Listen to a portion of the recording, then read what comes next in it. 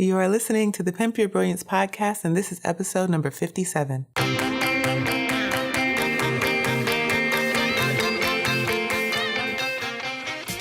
Welcome to the Pimp Your Brilliance podcast with Monique Malcolm, a show about creative people leveraging their brilliance to create their own opportunities. I aim to show you what's really possible when you shut down the chorus of fear and lean into your genius zone. You can learn more about this show and subscribe for updates by visiting keepchasingthestars.com/podcast. Hey Star Chasers, thanks for tuning in to another episode of Pimp Your Brilliance. If this is your first time here, I'm so glad to have you. I'm your host, Monique Malcolm, and the Pimp Your Brilliance podcast is a show for side hustlers and creative entrepreneurs who want to turn their ideas into income and crush their goals. And we do that every single week with inspiring interviews with amazing entrepreneurs, as well as solo shows like we're doing today, where I just share strategies, tips, and bits of my own journey. Now, before we get into today's episode, I want to let you know about an upcoming challenge that I'm going to be hosting. It's the Plan Your Productive Week Challenge. Join this challenge to learn my simple system for planning a productive week every single week and a few hacks to help you follow through so that you can start executing your ideas quickly. Because you and I both know it doesn't matter how well you plan if you don't actually take any action. And so I'm hoping that this challenge will help bridge that gap for you and you'll start following through on all of these amazing ideas and plans that you have. The challenge is going to start April 15th. So to register, you can visit keepchasingthestars.com/productive. Again, keepchasingthestars.com/productive. Also check the show notes because there's probably a link there as well. All right, now that we've gotten that out of the way, let's jump into today's episode.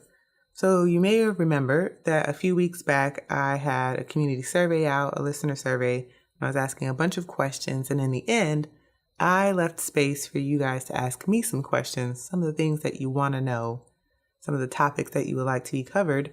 And today is the first listener Q&A that features questions from that survey. So I think I have 4 or 5 questions. So it's not just one question, and they all fit the theme of productivity, managing and organizing your time, and procrastination, which I think were really big themes that I saw throughout this survey as a whole.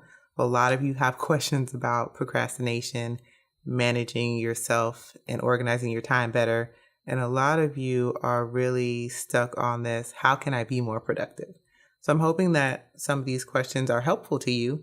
And if you have questions that you want to ask that you didn't include in the survey, maybe you didn't do it, or you didn't have a question at that time, I would love to answer your questions on air.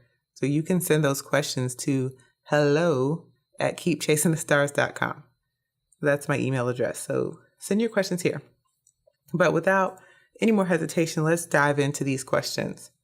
So here is the first question that I have. Someone wrote, I work alone from home and I struggle with procrastination, especially to start my personal projects. Do you have any tips to deal with dreadful procrastination? And yes, I do have some tips. Back in January, I hosted this procrastination detox challenge, and I shared 5 of the most common procrastination triggers, because the whole thing about procrastination is that it's actually a habit. It's a bad habit, and all habits sort of follow what's called a habit loop. So a habit consists of 3 parts. It consists of a trigger, an action, and a reward. And when we're talking about procrastination, it's the trigger. So whatever triggered you to start procrastinating, and I'll talk about what those triggers are, but it's more of work avoidance. So it's like a trigger, the avoidance activity that you do to ease that tension that the trigger caused. And then there's a reward. And the reward really is like the relief or the stress relief, because you're not doing that thing that's causing you that stress.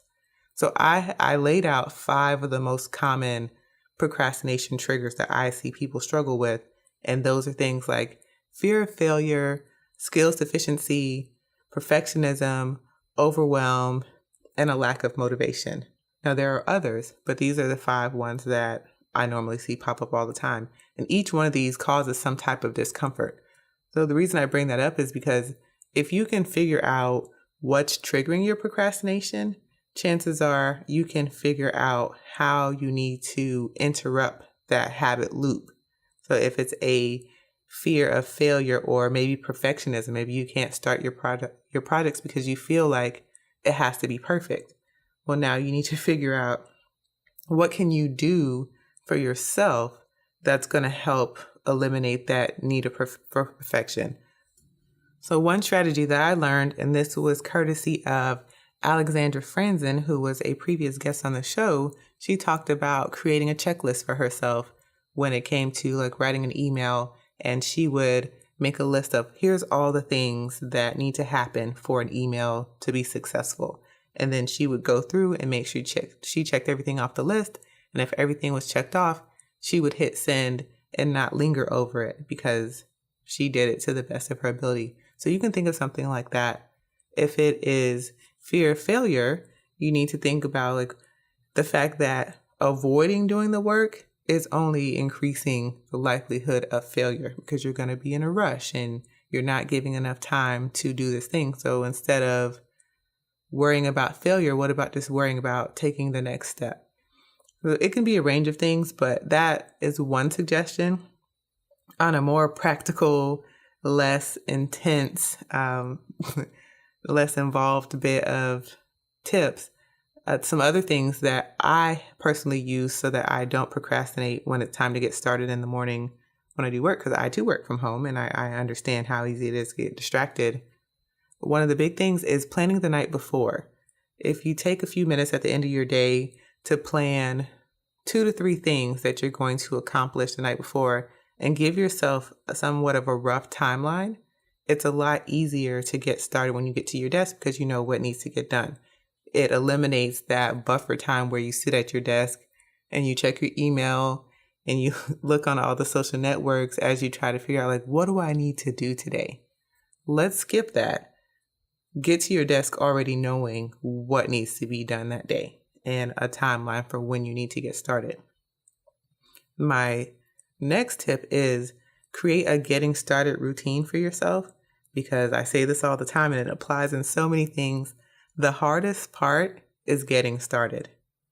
Once you get started, it's easy to build that momentum and that motivation to continue working because you see progress and there's forward motion, but that doesn't happen right off bat. So if you create a getting started routine, what do you need to do to feel ready to start your work? Or if you don't even want to think about what do you need to get to feel ready, what do you need to do to motivate yourself to start right away? For me, one of the things that I do is I use the Pomodoro method and the Pomodoro timer, which I talk about the Pomodoro method all the time. But when I get to my desk, I have to get myself on track right away or else I will fall down the rabbit hole. So some of the things that I do to help with that is to use an internet blocking app. I block things like my email. I block access to all the social networks. I block access to Yahoo front page. Anything that's going to distract me that I will scroll through and lose track of time, I block those. So if I get to the computer and I'm ready to get started, I turn that on right away. Now I have no more access to distracting things, so that helps. And then I know what I'm supposed to be doing. So I just start the Pomodoro timer because it's 25 minutes and that time moves fast and I don't want to waste any time. So that's a signal for me to start focusing on my work. The timer's counting down. I usually have on some type of focus music or playlist and I get started. So whatever you need to do to help you get focused and in the zone, that needs to be a part of your getting started routine. And you need to activate that. Like, you need to know what time your start time is, and you need to activate your getting started routine at that time so that you just start going forward. My last tip is to put your phone in another room. And it's so basic, but every time I pass my phone or every time I glance at my phone sitting on my desk, I'm tempted to touch it. I'm tempted to pick it up. So if I just put it in another room or I put it across the room, if I put it out of sight, that just eliminates that desire to pick up the phone and scroll through things. And the funny thing is, I don't even have a lot of apps on my phone. I only have Instagram and I'm constantly deleting that. So I don't know what I'm picking up my phone to look at. It's just a force of habit. So those are my thoughts on ways you can deal with dreadful procrastination. One other tip that I think is really useful, and this is a bonus one. I took notes, but I didn't write this one down. Find somebody who can keep you accountable, or some place that you can check in and let people know what you're going to do. Because one thing that's really useful, and I do this with my accountability buddies, is when I'm distracted and I really, really need to get something done and it just seems like I can't focus and I'm procrastinating, I say, okay, I need to spend the next hour writing this email. I'm going to check in with you in an hour and let you know my progress. And then we sign off.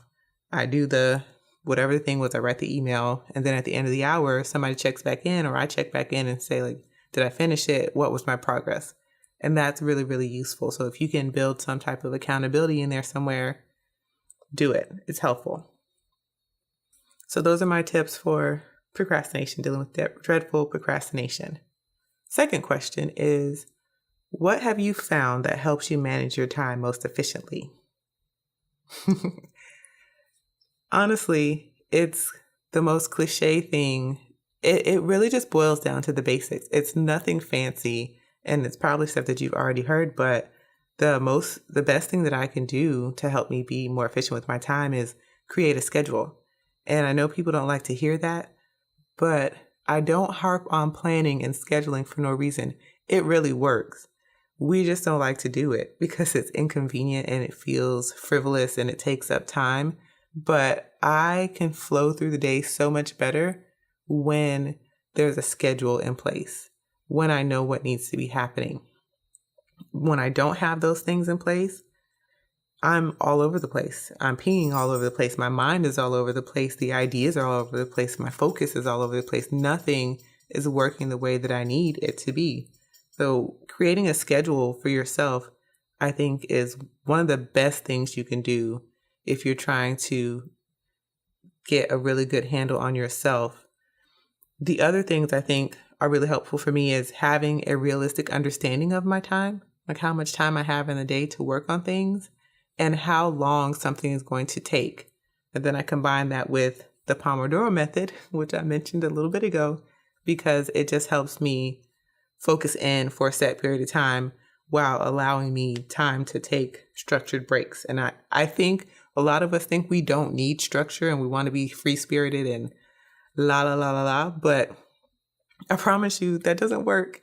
It doesn't work for the majority of us. We actually need a bit more structure to keep ourselves on track. Take today, for example. I'm recording this podcast now, but I know that this podcast needed to be recorded before noon because I have an interview at 12:30. I have a meeting at 3. And between that interview and that meeting, I have to go pick up my son from school. So I know that once I get past noon, the day is going to be crazy and I'm not going to get any more meaningful work done outside of those appointments. So I know that for today, I have like this 2 to 3 hour window in the morning time to get any really, really big things done before noon. And if I miss that window of opportunity, today is going to be a wash. It's not going to happen. So I think having that realistic understanding of, here are the big rocks in my day. Here are the boulders in my day. These boulders can't move. My interview can't move. The meeting, it can't move. So I have to work around those things and fit in my work as I can. So for the first half of the day, I'm going to focus on big time intensive tasks that I need to be focused on. I need to get out of the way. During that little buffer period between when I have the interview, picking up my son, and the meeting, I can do other things like check and respond to emails or do a little bit of updating on my accounting, the things that aren't going to require me a lot of mental energy, and I can just kind of flow through. And if I have to stop, I can stop and it's fine. So I think those things are what help me manage my time and myself most efficiently. To recap, creating a schedule and then being really realistic about my time and how long something is going to take me. And then using the Pomodoro method to keep me on task during that time block that I have that's available for work. Next question is, how do you approach organizing your time so all or most areas of your life have balance? When I read this question, it made me think about something that I heard Joy Cho of Oh Joy. She is a lifestyle blogger and a designer. She's designed for like Target and all of these really cool places. She is like the blogger goals. But anyway, I saw her speak at Alt Summit a few years ago, and I remember her saying that people always ask her about balance, and she said that there is no balance. It's more like juggling. And if you think about how juggling works, you have your hand on, maybe one or two of the balls, and the other ones are up in the air. And you just they flow along, you move them along. And I think that visual and that analogy is really representative of how I think a lot of us have to organize our time with all of the different things we have going on in our life. But I kind of like to think about it. Obviously, balance doesn't work because everything is not going to be, on the same level across the board, truly balanced all the time. But I like to think of my time as like, do I feel like this feels in alignment for my life? And to figure that out, or to answer that question, has really involved a lot of prioritization. That has meant me taking a really hard look at everything that I have going on and being selective and realistic about what I can actually do. Because the reality is, I can't do everything, and I can't be everything to everyone at the same time. And I have tried to do this, and it doesn't work. It just ends up leaving me feeling very overwhelmed, very frustrated, and very drained. So you can't get it all done at once, and everyone can't get my attention right now. So I've had to learn how to choose what's going to get my attention and what's really important. And that has been uncomfortable. People, family members, friends have felt slighted. I've had to say no to projects or put projects on the back burner. Even when I thought they were really, really good ideas, I had to press pause on it. And that can be really uncomfortable to do that. But the beautiful thing is that priorities can shift and they can be changed at any time. And since this is a juggling act, we can move them around fairly quickly for the most part. But I think I really try to approach organizing my time so that I can do the best work that I can with the resources and the reality of my life right now. So I think that when you are thinking about how am I going to prioritize my time and how am I going to fit it all in, I think one of the most important things is to be realistic about what your life involves and not necessarily, I can give you these tips and you can hear what I'm saying, but I don't know what your life entails versus you don't know what my life entails. So for me, I am married. I have a teenage son. I work from home for myself. So there's flexibility there, but there's not a whole lot of, I have a teenage son. He's in high school. I'm realizing I have to be a bit more hands-on with him now that we are in this final stage of his education, which means trying to help him with homework and talk about high school-y things that he wants to talk about. And then also, trying to do my part to make sure that I can help my kid get to the next level because he wants to go to college, which means thinking about college prep and things like that. So I can't spend all of my time working. There was a time where I felt like I had more time in the evenings to work because I could play with my kid and kind of just go away. And it's not like he eats up all this time, but there is a certain amount of time that I have to spend helping with matters that are happening in his life right now.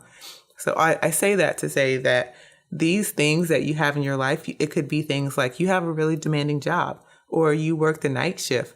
Those are cornerstone things in your life, and you have to build your priorities around them. So I think when it comes to organizing your time, you really have to think about what your priorities are and what the realities of your life are. If you are single and you don't have any kids, great. then you probably have a bit more bandwidth to do other things because you don't have other people relying on your time or relying on you for dinner. But if you're married and you have kids, and particularly if you have multiple kids, because I just have one, there's more demands. So I think it's being realistic about what you can do. A prime example of this, and I think I've shared this before and I'm sharing it again. Hope you don't mind, Siobhan. I was talking to Siobhan, who is one of my biz besties, and she's my accountability buddy.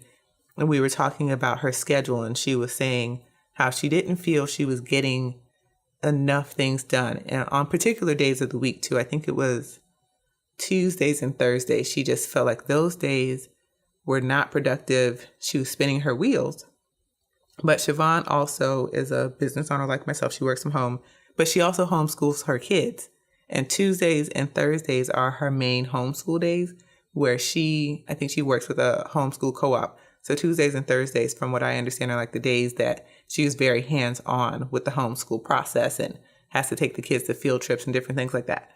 But anyway, I asked her, I was like, why do you even choose to work on those days? Why don't you find a schedule that works for you and the realities of your life? Like, build more working time on the days where you don't have to be so hands-on with your kids, and leave those hands-on days, do emails those days, or write Instagram captions, like do something that it's not very time intensive. And when I told her that, she was like, I know this inherently, but hearing you say it like that, she was like, really put it into perspective that I need to build a schedule that better reflects the realities of my life. And I think that is key. It's really cool to hear time management tips and tricks from people who we look up to or who we think are successful or who are further along, but we also don't know all the circumstances in their lives. So I can't take tips from someone. I can listen, but I can't use all of their tips and build my life schedule on tips from somebody who doesn't have a husband and a child. Their life looks different from mine after hours. So it's not going to do me any good to try to follow a schedule that works for them when they don't have the same type of responsibilities that I have.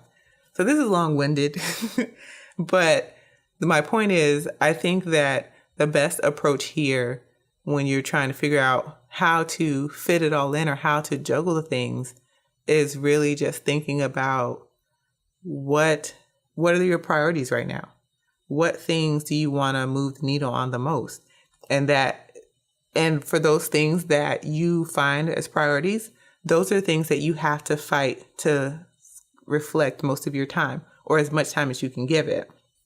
For example, one of the things that I really want to do this year is write a book. And I am currently writing a proposal / talking with people who I know who have written books and getting a feel for it. And eventually I'll be looking for a book agent, a literary agent, to represent my book. Well, a conversation I had with Siobhan when I was thinking about doing this 6-month mastermind, she was like, you might want to put pause on that, because she was like, how are you going to have time to write your book, host this mastermind, and do some of the travel that you've already committed to this year? And when I started looking at the timeline and putting all the dates down on the calendar, I realized I don't have time. Like, there's all of that can't fit in. So I had to take some steps back and just say, like, maybe this long mastermind is not going to work because you don't have 6 months where you can be super duper hands-on with people, while at the same time trying to write this book and travel and speak and do some of these other things.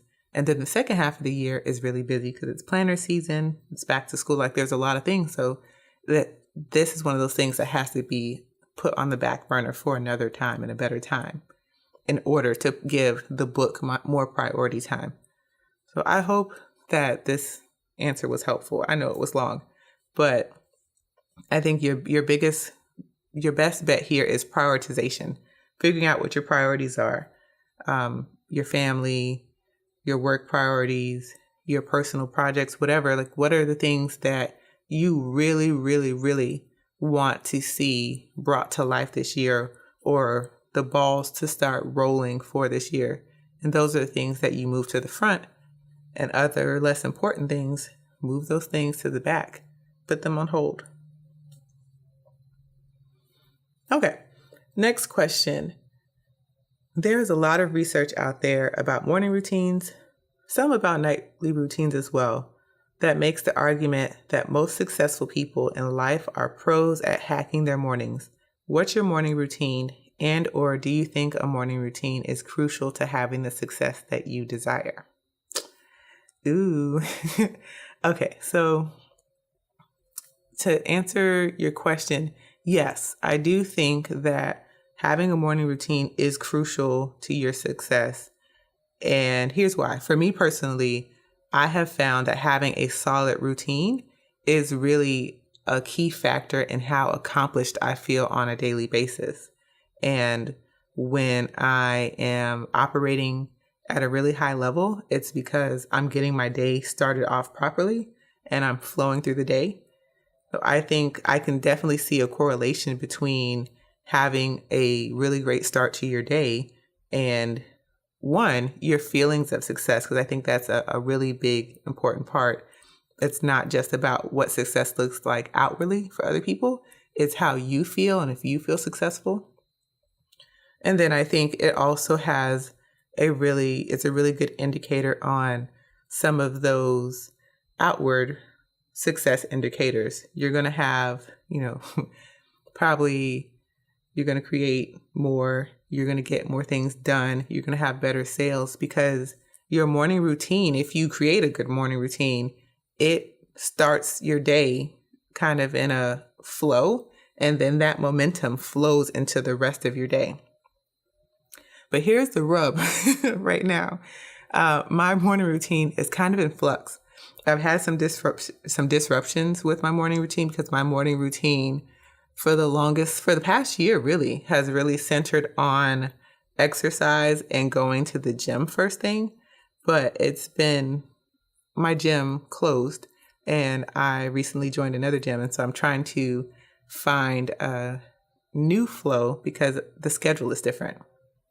And so it's a little convoluted and I'm trying to find a better path forward. And I think for me, this is going to mean I need to simplify some things and make some adjustments a bit, but I haven't figured out like what definitively those are. So I'm still feeling it out a bit, but here's kind of a look at what my morning routine is right now. And then I'll share with you some places I think I could make some adjustments so that this fits better.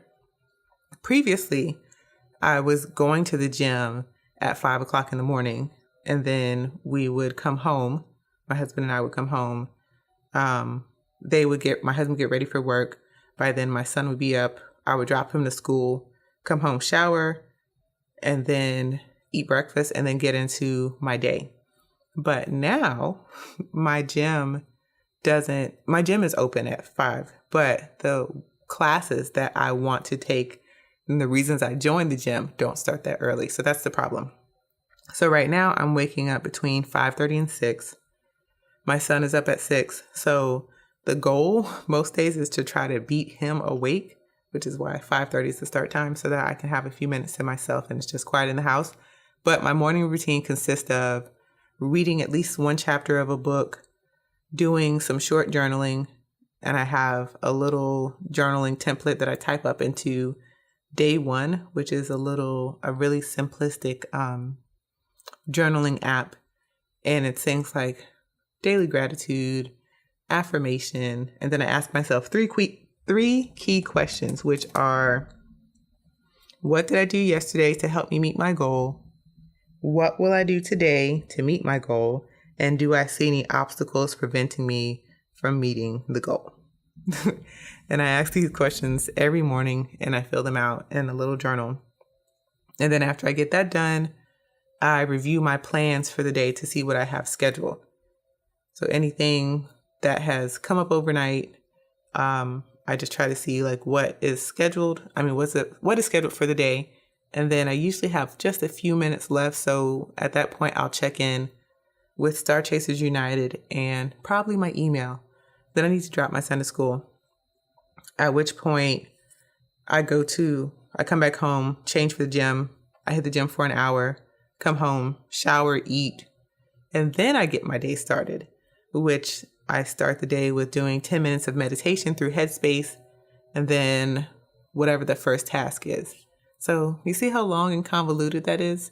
It doesn't have as great of a flow as I would like. Ideally, I would like to go to the gym and get all the gym stuff done. So that way, when I come back home from dropping my son, I can shower, eat, and then get through the basics of my morning routine and get the day started. So it's very choppy right now, which I don't love, and it doesn't give me a good flow. So like I said, I'm still playing around with this to see what's going to work best. Honestly, I think the sacrifice may have to be that I continue going to the gym at 5 o'clock in the morning and try to catch the spin classes in the evening versus trying to take them in the morning, because then I could just go back to having that nice flow to my day after I pick up my son. But we'll see. As I said, I'm still testing things out and seeing how it all works. But that's the way that it's happening right now.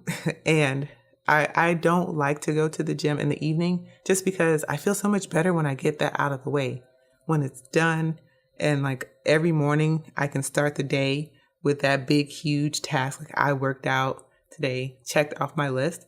That makes me feel really great and really accomplished. It's a much bigger chore to have to force myself to go to the gym after the day is over. So anyway, all that to say, yes, I do think that having a morning routine is crucial.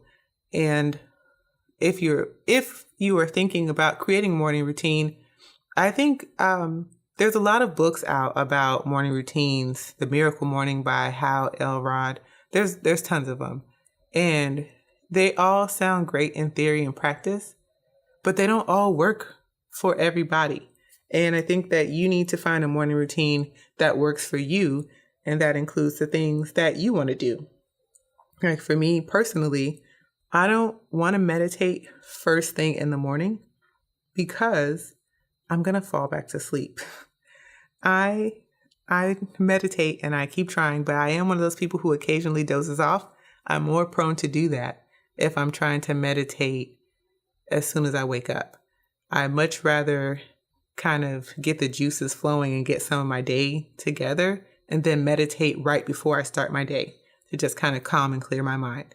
But when you read some of these miracle morning routines, it's like, oh, it's a 7-step process and meditations like right at the beginning. No, I don't want to do that. So kind of think of the things that you want to do and build those into your routine. If you want a little bit of quiet time in the morning, then reverse engineer to figure out what time do you need to wake up to avoid having everyone in your house awake when you get your day started. I think all of this just comes back to what works for you and what do you want to include.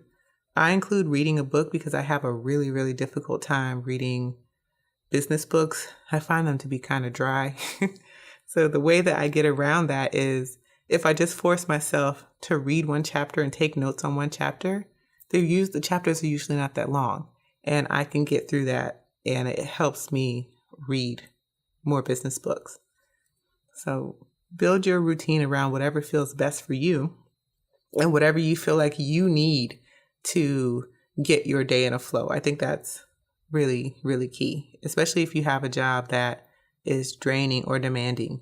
How can you set yourself up for success before you even get to your desk? All right. Final question is, what were the top 3 things you did to get out of your own way? So there's that bonus question that didn't quite fit the theme, but I thought that this was a really good question and I wanted to answer it. Okay. So I think the first thing is I made the decision to start. And that sounds like a really basic cop-out answer, but I said this before, getting started is the hardest part. It's the hardest part, getting your day started. When you have a new idea, it's hardest to start. When you want to take a risk, it's hardest to start. Starting is hard. I think when you make the conscious decision to start, that is a big move. You're telling yourself, you're telling your subconscious, you're telling the universe, you're telling people, I'm going to do this. And so you start. And it doesn't have to be a huge start. It doesn't have to be fireworks and the earth shaking and moving, cowering because you started. It can just be something small. But I think the key is really making a conscious decision and a real decision to start and then starting. The second thing that I did to get out of my own way was focusing on just one thing at a time and really just focusing on the next step. I talk about fear a lot, and I talk about fear in my fear guide. I talk about one of the things is trying to skip ahead to step number 10 when you are on step number 1. So it's like if you were to put together a piece of furniture from IKEA, and if you've ever done that, you know how crazy those instructions are. You cannot skip ahead to step 10. You have to go from step 1, 2, 3. You have to go in order and pay attention because if not, you will put your bookshelf together wrong. But what I have found is when our minds are in our way, when we want to do something, but we're holding ourselves back, we start focusing on all of these other things, or we try to focus on steps further along down the line. Honestly, if you're on step 1, you just need to stay and complete step 1. You don't need to be thinking beyond step 2. Maybe you can be anticipating what you need to do for step 2, but you can't be thinking beyond step number 1. You need to focus on step number 1 and get step number 1 done. It's a really big issue when you start thinking too far down the line, because then you start to become overwhelmed. You start feeling afraid that you don't know what you're doing or how to do that. All of these things, all of these issues in your mind arise that make you feel like you can't do it. And that is how you get in your way. So instead of focusing or letting all of those issues pop up, why are you worried about those? They're not things that you need to complete right now to move on to the next step. So instead of thinking about step number 20, just do step number 1. Worry about whatever's coming up with step number 1.